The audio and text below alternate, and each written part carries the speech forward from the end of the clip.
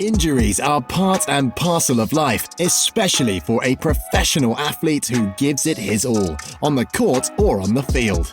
Numerous players have suffered horrific career-ending injuries and slowly fade away from the limelight. There are those players too who have returned to stardom after career-threatening injuries. So, in today's video, we will have a look at the top 10 most injury-prone players ever in the NBA. So, let's begin.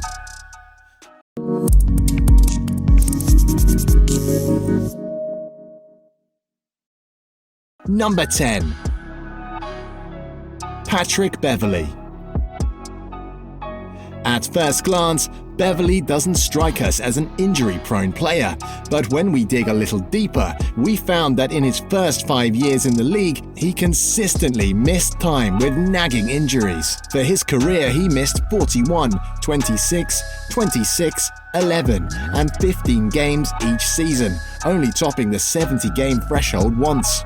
After Chris Paul's departure, Beverley arrived as a part of that deal with the Rockets and was viewed as a valuable part of the backcourt of Teodosic, Rivers and Lou Williams, given that he is the only one who can successfully guard opponents. Number 9. Danilo Gallinari. The Italian forward has signed a high-risk, high-reward 3-year $65 million contract with the Clippers the off-season in 2017. Alas, given the history of Blake Griffin's injuries and the one of his own, and the fact that he has already missed some time during the first third of this young season, it seems that the gamble Doc Rivers took on him won't pay off. When healthy, his numbers are very strong, 18.2 points and 5.2 rebounds per game.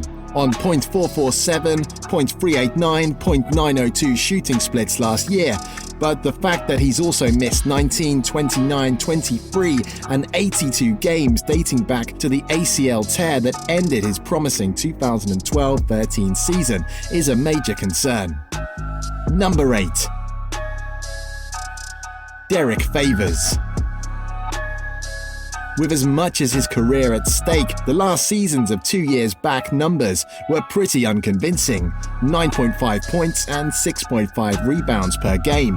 While missing 32 games the season before, 2015-16, he was putting up nearly all-star numbers, 16.4 points and 8.1 rebounds per game, but missed 20 games as well overall. Since his rookie campaign, he has played in 78, 65, 77, 73, 74, 62 and 50 games respectively. It is clear that both his health and his production are diminishing. Also, his pretty awkward fit next to Gobert, the evident lack of spacing in Utah's offense, which his style of play obviously doesn't help, as well as the fact that Ekpe Udoh provides all the needed defensive presence at backup 5. Certainly don't make his future look so bright. Number 7. Nerlens Noel. Nerlens Noel was a very valuable commodity, a highly sought-after rim runner and rim protector, complaining of an obvious lack of playing time with the Sixers and demanding a trade. Oh, how the tables have turned. When he finally got the trade to Dallas, everything seemed to click just right for the young big man. In his first 2.5 seasons in the league as a Sixer, he played 71, 67 and 29 games, started a large percentage of them.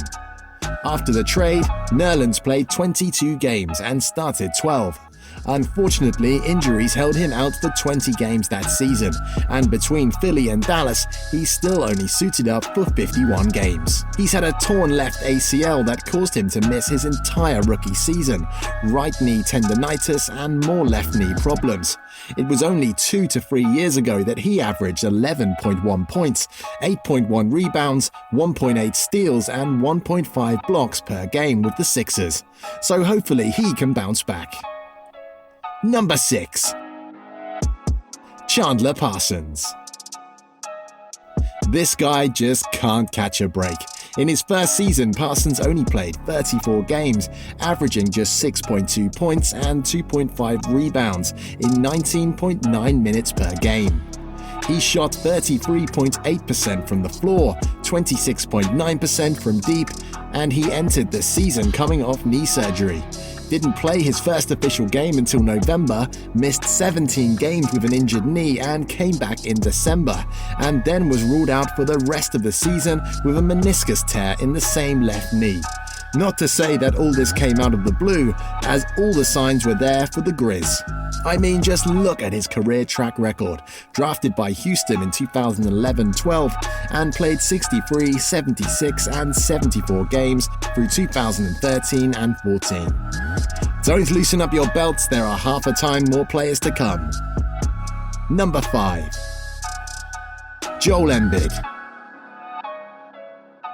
Joel Embiid is a generational talent. His limitations are of a different kind, as illustrated by missing 2 entire seasons after being drafted by the Sixers in 2014-15 due to a foot and knee injury. When we finally got to see him play in the 2016-17 season, he simply blew everyone away. The numbers he put up as a rookie: 20.2 points, 7.8 rebounds, 2.5 blocks, and 2.1 assists per game. Even though that should have been his 3rd year in the league, would have added up to the best rookie season of all time. Such a shame he only lasted for 31 games before the Sixers shut it down. Number 4. Jabari Parker. Watching this guy play is a joy, as he is unquestionably very talented and has an unlimited upside. The only problem is that 2 out of his 3 NBA seasons prematurely ended by an ACL tear in the same left knee. Jabari had a promising second season as he played 76 games. He also had a rookie campaign in which he'd managed to play only 25 games, and his 3rd season, the 2016-17 season, saw him play 51 games and average some very promising numbers. 20.1 points and 6.2 rebounds per game, .490/.365/.743 shooting splits. His stats are those of a potentially max player, and the Bucks organization certainly views him as an integral part of their future. But these injuries combined with his athletic style of play are not a good sign. Number 3. Blake Griffin. Trading Chris Paul saw Blake finally being handed the keys to the Clippers' offense. In addition, he signed a 5-year, $173 million contract extension which goes through his age 32 season. As for Blake, well, he missed his entire rookie year due to a kneecap injury, and 15, 47 and 21 games over the last 3 years. Even worse than missing regular season games, he keeps missing playoff games due to season-ending injuries. In the year 2016, he only managed to play 3 games before being ruled out due to a toe injury. The year before, it was a quad injury that took him out of 4 playoff games. The last time he stayed healthy, he put up to 25.5 points, 12.7 rebounds, and 6.1 assists per game. Number 2. Derrick Rose. The former youngest MVP in the league's history has had a bit of a bounce-back year in NY last season, both in terms of production and health. Still, this wasn't enough for a team to gamble on him with a multi-year contract, and he had to settle for a veteran's minimum with the Cavs in order to try and prove that he still deserves a place in the league. Rose underwent 4 major knee surgeries during his 9-year career, and he has missed 18, 16, 31, 72 and 82 games dating back to that first ACL tear. And number 1, Anthony Davis. He went pretty much under the radar, playing as a skinny, undersized backup point guard until he grew almost to his present height in just a single year. So a 4/5 with point guard ball handling skills and a smooth shooting stroke. This rapid growth came with some downside, as well, primarily being much more susceptible to injury. It took a couple of years for his slight frame to fill out, and the physicality of NBA games took its toll on the young star.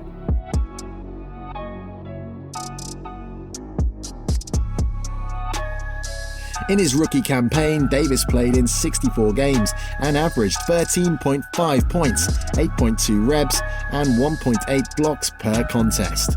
Well, he simply became a monster on the stat sheet, averaging more than 26 points, nearly 11 boards, and 2.5 rejections per game during the next 4 seasons of his career. The only negative is the nagging injuries which limited him to 67, 68, 61, and 75 games respectively.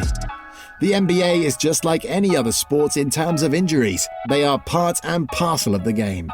Some players, though, tend to suffer from injuries more commonly than others, and the list of players you just saw proved it all.